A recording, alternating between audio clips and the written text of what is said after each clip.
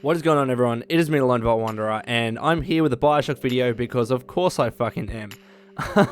Obviously, Bioshock The Collection was released this week and it was just the other day on PC. I've been playing it heaps, I'm enjoying it a lot. There are a few bugs here and there, a few issues, hopefully those get sorted out, but for me it's been a relatively smooth experience, and I've also been streaming my Let's Plays, so if you do want to check out my streams, they're archived on my Twitch, which is linked in the description below, and also today I'm going to be streaming a bunch of Bioshock The Collection after the podcast. So by the time this video is uploaded, I should be streaming within like 9 hours.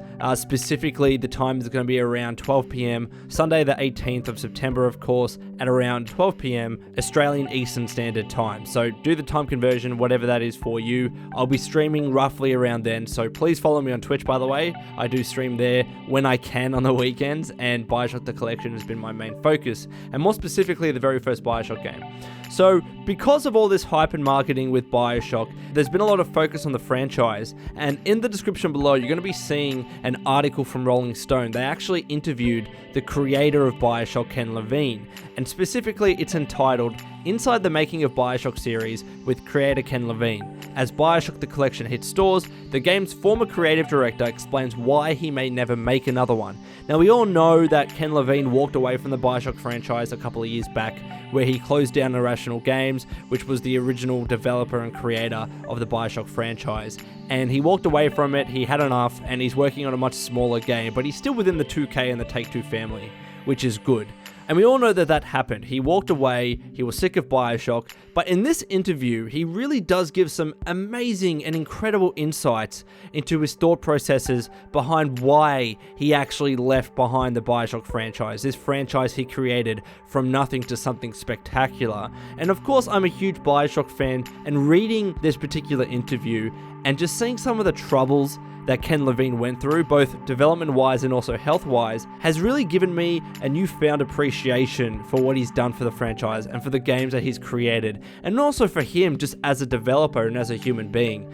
And you can check the full interview in the description below again. I'm going to be highlighting the main points that I just want to discuss and talk about in this video, because I think it does highlight a number of things that us as gamers maybe need to appreciate a little bit more in terms of the development side of games and what it actually takes to create a game, and a good game at that, which I strongly believe that Bioshock 1 is, and many other people do. It's on many Game of the Year lists. I mean, I can go on and on, but that's not the point of this video. I want to talk about what Ken Levine has said in this interview, and then just roll from there. So as you can see on screen, the bolded bits are what the interviewer asked Ken Levine, and the unbolded bits are Ken's responses. So he's asked, "Do you ever get tired of talking about Bioshock?" Ken responds with, "You have to remind yourself how fortunate you are that anybody cares at all what you do. Part of you feels a bit fraudulent. When you started your new unnamed studio, I assume you knew that someone else at Take-Two was going to make Bioshock games. Never say never, but I didn't want to make another one. Initially, I was leaving the company. I said I wanted to do a much smaller thing. It's very experimental. They asked me to stay. I figured they would keep Irrational for the next Bioshock. That's not what happened." On one of the interviews on Bioshock The Collection, you describe watching a focus group play the first game without understanding it or even liking it. The focus test guy sort of patted me on the back and said, "Sorry, this game is going to be a failure." That was one of those moments where you either accept the fact that somebody tells you you're a loser, or you double down and say, the fight's not over yet. Before that focus test, did you regard the game as finished? It was essentially done. We thought it was good. We thought it was cool. We thought it was Bioshock. 99% of what you see was already there. We came in on a Saturday. It was Friday night, this focus test. There were 8 of us sitting around a table. We were all fucking miserable. We were like, well, what do we do? What do we think is missing? Because we can't make something new. What is already there that they are not connecting to? We decided it was who they were, what their identity was. Have you played Bioshock since then? I played Burial at Sea, the DLC for Bioshock Infinite, the other day, mostly to see what it would look like on my new 4K television. I don't really enjoy playing my own games. If I could still get paid, I would make games and never ship them. I don't enjoy shipping games. I think it's kind of dreadful. Why? You're exposing yourself in a very real way. You're saying, this is what I worked on, now go make a judgment about me and my work. That's not always fun. The real warm experience is being with the team and making it. If you were still making Bioshock and you hadn't shipped it, what would you be working on?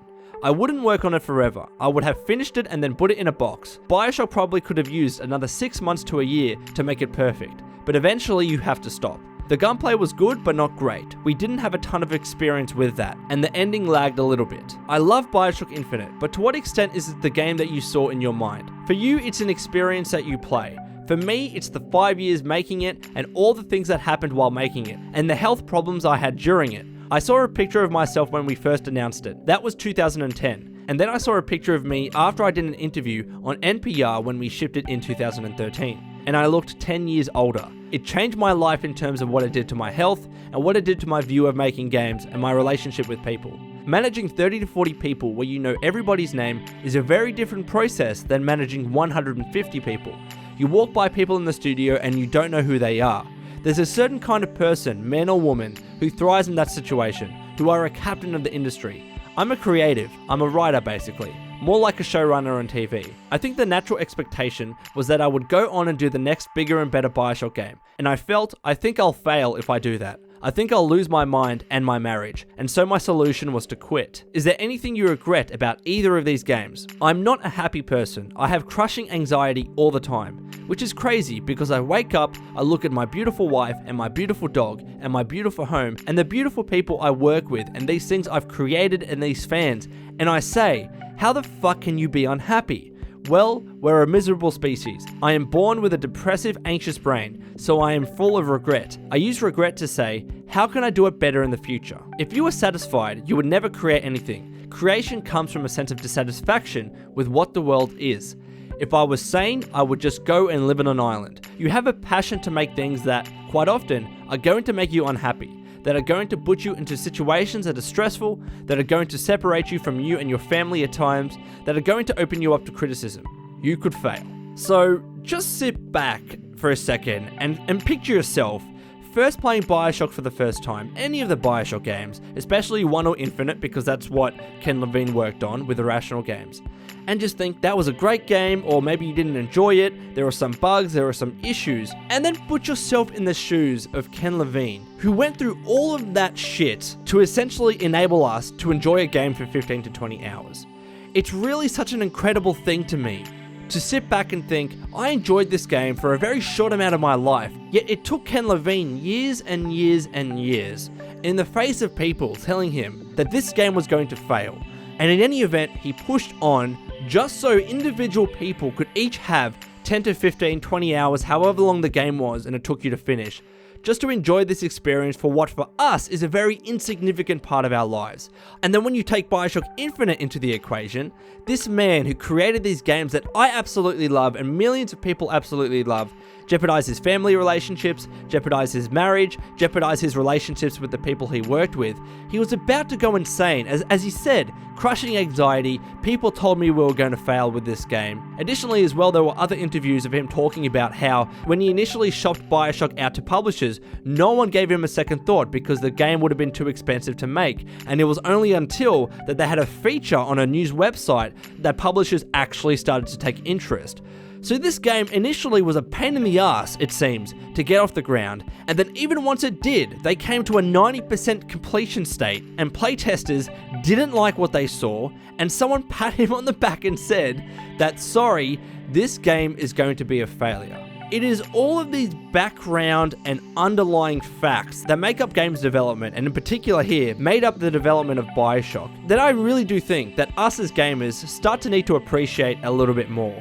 I'm not saying that we need to empathize with him in the sense that we can't criticize his work. Of course not. I have issues with Bioshock. Many people have issues with Bioshock. Even Ken Levine has issues with Bioshock. He agrees that the gunplay wasn't that great. It was solid, but it wasn't great. It wasn't phenomenal. He also agrees that the end boss to Bioshock 1 was kind of a letdown. He literally said it was just a naked dude after this amazing experience that we went through, and then that was the game. It was kind of an underwhelming boss fight. So I'm not saying, no, don't criticize criticize Bioshock or don't criticize Ken Levine because look at all the hardships he went through. What I'm saying is maybe just appreciate all of this shit that Ken Levine and many other developers, because I guarantee you there have been hundreds if not thousands of other developers that have been in this exact same situation as Ken. They might not have had the same health problems, they might not have had the same criticisms with the game, especially with focused test groups, but developers that create the games that we know and love would have gone through these crushing anxieties, these moments where they thought legitimately that the games that they were creating might not work,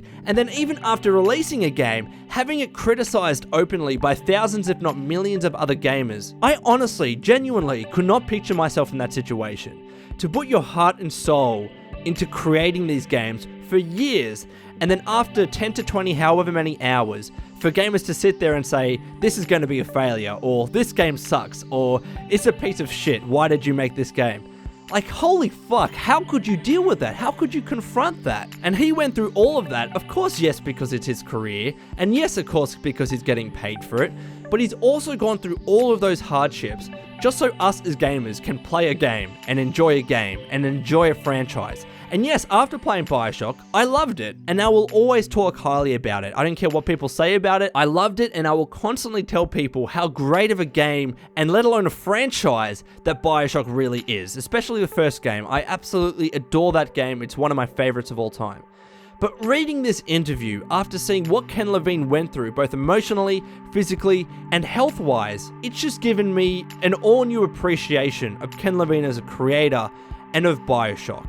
And it's these kinds of windows into the scene of game development that I hope, because I don't necessarily understand it in its fullest extent, and I probably don't either appreciate it enough to its fullest extent, but these little windows that people like Ken Levine and other developers give us into the world of games development, I think that people need to start appreciating a little bit more. Again, I'm not saying don't criticize work because they went through hard times. What I'm saying is that maybe stop seeing games developers as people that are just money hungry and just want to create a game that you enjoy. To this day, look at Ken Levine's Twitter. He's constantly retweeting and talking to people about Bioshock and Bioshock Infinite because he truly does, in my opinion, really appreciate all of the fans and all of the people that love his work.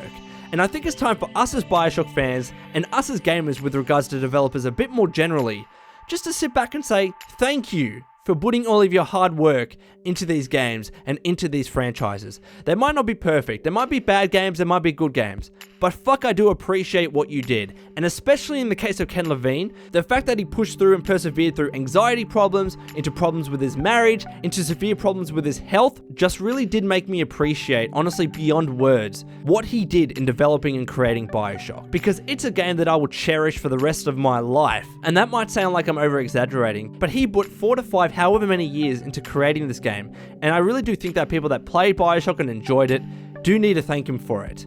So anyways guys, let me know what you think about this particular topic in the comments below, and until next time, this has been the Lone Vault Wanderer. Please take care of yourself, and would you kindly keep fighting the good fight.